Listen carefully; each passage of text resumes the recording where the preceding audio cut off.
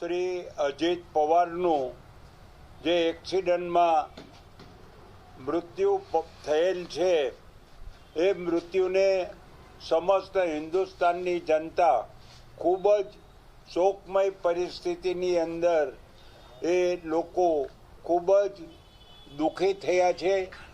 કારણ કે વ્યક્તિ કયો વિચાર ધરાવે છે એ મહત્વનું નથી, પરંતુ જે વિચાર ધરાવે છે એની અંદર એ સતત લગતા રહે એ મહત્વની વાત છે। અજીત પવાર જ્યારે એમના જે શરદ પવાર છે એ શરદ પવાર સાથે વર્ષોથી કામ કરતા હતા, પરંતુ જ્યારે લાગ્યું કે શરદ પવાર જૂની વિચારસરણી અને જુદા કાર્યક્રમમાં એ લોકો રાચે છે અને નવી વિચારસરણી અને બદલાતા યુગની અંદર આવશ્યકતા પ્રમાણે એમને અજીત પવારે જે જુદા પક્ષની અંદર એ સામેલ થયા અને સામેલ થયા પછી એમને ખૂબ જ સક્રિય થઈ અને રાષ્ટ્રનું કામ કર્યું છે। ભારતની સંસ્કૃતિના રખેવાળ તરીકે એ માણસે ખૂબ જ ધગશથી કામ કરી છે।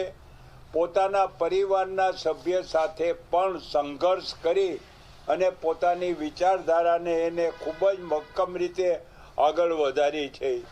બોમ્બેની અંદર જ્યારે કોઈ અધિવેશન થાય કે મળવાનું થાય, અમારે ગુજરાત, મહારાષ્ટ્ર, રાજસ્થાન, મધ્યપ્રદેશ અને ગોવાના લોકો વારંવાર પાર્ટીના કાર્યક્રમમાં મળતા, ત્યારે અજીત પવાર પોતાના સ્પષ્ટ વિચારોથી એ રાષ્ટ્રના પનોતા પુત્ર તરીકે એમને કામ કર્યું છે।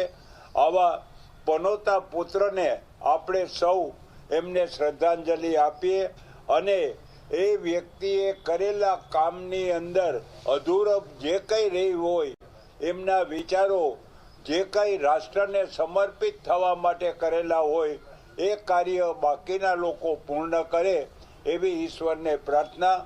અજીત પવારને હું મારા વતી અને મારા પક્ષ વતી હું શ્રદ્ધાંજલિ આપું છું, પુષ્પાંજલિ આપું છું, સ્મરણાંજલિ આપું છું। ઈશ્વર એમના આત્માને ખૂબ શાંતિ આપે એવી પ્રાર્થના કરું છું।